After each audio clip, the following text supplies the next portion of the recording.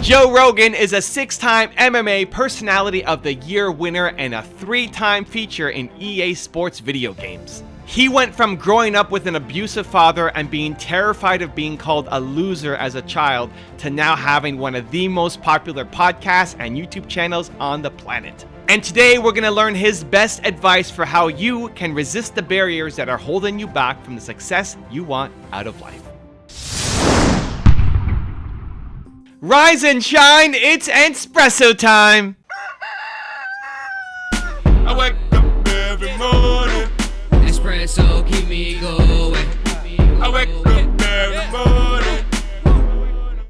Hey, it's Carmichael, and every morning I bring you a shot of Entspresso to help you believe in yourself and start your day with more confidence. So good morning, I believe in you, and let's do this. Over to you, Joe Rogan. Everybody's got these stupid barriers they put in their own head. You got to resist those goddamn things because they don't do you any good, and they certainly define the potential for your future in a negative way that's not self-serving and it's not even real. This idea that there's no way to get past the starting block today is just ludicrous. It's crazy. And it's just this poor thinking. And people that are trapped in bad situations, one of the problems is you feel like this is your future. You feel like you're and you can't get out of that. There's no hope. There's no light at the end of the tunnel. There's no rainbow. And if you feel like that, that alone can be incredibly defining and limiting. But if you look at yourself objectively and say, okay, I kind of am here. I'm in credit card debt. I'm working in a job. I don't like what I'm doing, but I have some ideas. I need to feed those ideas. I need to feed them and water them, and I need to set aside a certain amount of time every day to just try to make those things happen. You can do that. You have allowed too many negative voices into your head, and they're preventing you from achieving your dreams. Maybe it's your friends, your parents, your community, the people around you, or worst of all, maybe it's yourself. You cannot do great things with those negative voices inside your head. You need to eject them immediately, and this video will show you how. So I have a term for those negative voices. I call it the little man. The little man is either the voice inside your head or the people around you telling you all the reasons why you're not going to win. All the reasons why this project, this idea, this dream of yours is not going to happen. It's never going to happen. Not a million years is that going to happen, right? We all have people in our life who tell us that, or also us telling ourselves. And the idea for little man came from the very first video that popped on my channel. There was a video called Believe that I loved. And it was when I just discovered my one word, which is believe. I just found out what it was, and I wanted to make kind of a tribute video to that concept on my YouTube channel. And I made this video that was 6.5 minutes long or so, and I showed it to somebody who was in the entertainment industry, and I asked him to take a look at it, and he just destroyed it. He said, this video is way too long, 6.5 minutes. Nobody's gonna watch it. I didn't understand how the internet worked. All sorts of comments about how bad this video was. And to be honest, a younger version of Evan might have listened to him and tried to cut it down and make it fit within the box that he wanted it to be inside. And for whatever reason, I just had a little more strength and confidence and said, you know what? Maybe he doesn't like it, but I'm gonna do it anyway. I'm gonna post it anyway. I like it. It inspired me, and if it inspired me, maybe it's gonna inspire other people too. So we posted it. And at the time, my best video had 100,000 views. It took a year to get that video to 100,000 views. This video went live, and in a month had 100,000 views. In the first month had 100,000 views. And now sits around, I think, 2 million views on the channel. And so it quickly became my best video. Now it's not my best video, but at the time, it was the first video to, pop after a month. Like, this is crazy, it's taking off. And I thought, man, what if I listened to the little man? What if I listen to him? I came up with the little man because it's something that he often jokes about. So he calls other people the little man. And so I'm like, okay, well, he's the little man. What if I listened to him? I would have never done that video. I would have never built the channel. I would have been in a totally different place, a much smaller place, a much more negative place, a much more self-defeating place, because I was trying to, fit into his box. And so, I'm grateful that I had the courage at the time, at least, to trust my gut and go with it. But it's this constant battle that we face, is the voice inside our head telling us that we're not good enough. It's the people around us telling us that we're never going to make it, sometimes out of love and sometimes out of insecurity. And it's why I think everybody has Michael Jordan level talent at something. Like, you could be the greatest. It's why believe is the number one problem in the world. Lack of belief is the number one problem in the world. Everything else is solvable. Believing that you could be the Michael Jordan of something, that you have the ability to be the greatest in the world at something, that belief, like really feeling that you could be the greatest in the world at something. How would your life change? How would your actions change? How would it change what you do today, right? You're watching this Entspresso in the morning. How does your life today change if you actually believe that you had Michael Jordan level talent at something? That's what I'm trying to do. And it starts with you kicking out the negativity in your head. So I've got a 3-step process that I go through to eliminate the negativity and allow me to start building a dream life that I'm going to share with you. But before that, if you want to learn to have more self-love, I have a 254 series where every day for 254 days, I send you an unlisted video for free to help you build more self-love. If you want it, absolutely free. There's a link down in the description below. Go check it out. It's good to treat other people the way you would like to be treated yourself. It's like a golden rule, and there's a reason for it. And that reason is that we're connected. Okay, so what's the 3-step process to eliminate negativity from your life and start building your dream? Here we go. Step number 1 is pay attention to your energy. So pay attention to the people that you're around, the media you're consuming, what are you doing on a daily basis, and pay attention carefully to what gives you energy and what sucks your energy. Most things will suck your energy. Most people will suck your energy. Most media consumption will suck your energy, right? Hopefully not this video. Hopefully this video, we're pumping up the energy. But if it's sucking your energy, stop watching. Go do something else, right? So we start by doing an audit. You start by looking at all the people around you and what you're consuming and where you're spending your time, and then you start scoring it. You see, like, where am I losing the most energy? Who are the people that when I leave a meeting with them or I leave hanging out with them, I feel tired. I feel like I need to go nap. I feel like I need a shower, right? And there's other people that when you leave meeting with them, you feel amazing. You feel more fired up. You feel ready to go. You feel bold and courageous and powerful and want to take on the world, right? We don't have enough of those people in our lives, most people.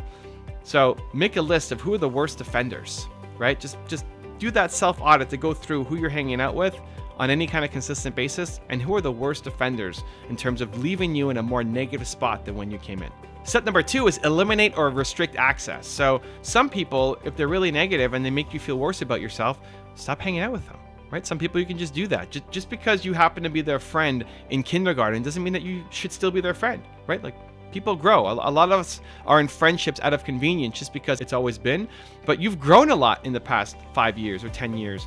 Just because you were friends with them before doesn't mean that you still need to be friends now. It doesn't mean you're disrespectful. It doesn't mean that you yell at them or hate them or anything. Just you stop spending time with them, right? Those negative people in your life. You've grown beyond them, and now they're sapping your energy, preventing you from getting to where you need to be.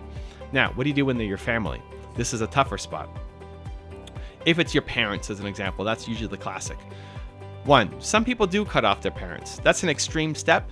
If you're getting no love, no consideration, no respect, maybe that's a bold step that you need to make.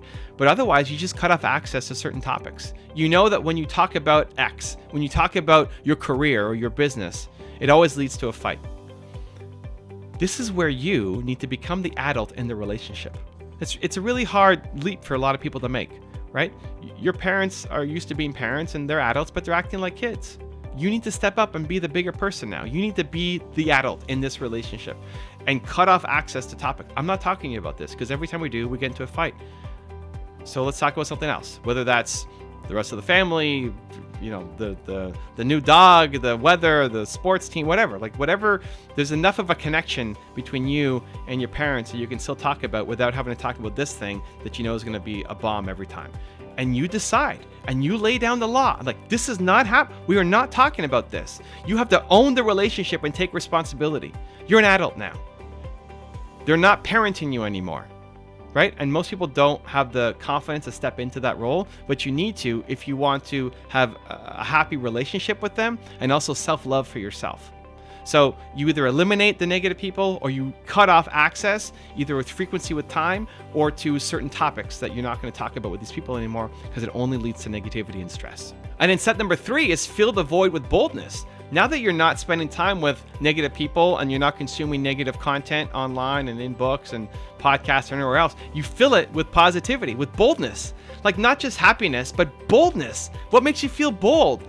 If it's these videos, then hey, I got videos every day for you. If it's a 254, then open the 254 every day. If it's learning from Joe Rogan, he's got a podcast too. Go check it out. Whoever it is, if it's books, podcasts, YouTube channels, right? Whatever the thing is that makes you feel bold, powerful, confident, alive, that makes you feel like you could do anything. Inject that into your daily routine. So we're identifying the negativity in our life. We're eliminating it or cutting off access to it. And then in that void, in that chasm now, we're filling it with the things that make us feel bold. Do that today. You're going to change your life. Now I've got a really special bonus clip that I think you're going to enjoy. But before that, question of the day, I want to know, what is one resource? What is one YouTube channel, book, podcast, individual that makes you feel bold that you need to spend more time consuming? Who is that person? Let me know. Put it down in the comments below. And if you made it this far in the video and you promise, you commit to take action after watching it, we don't just watch a video, we do something afterwards, give me a hashtag believe down in the comments as well. There's no other thing that will make you as completely crystalline focused on anything other than war.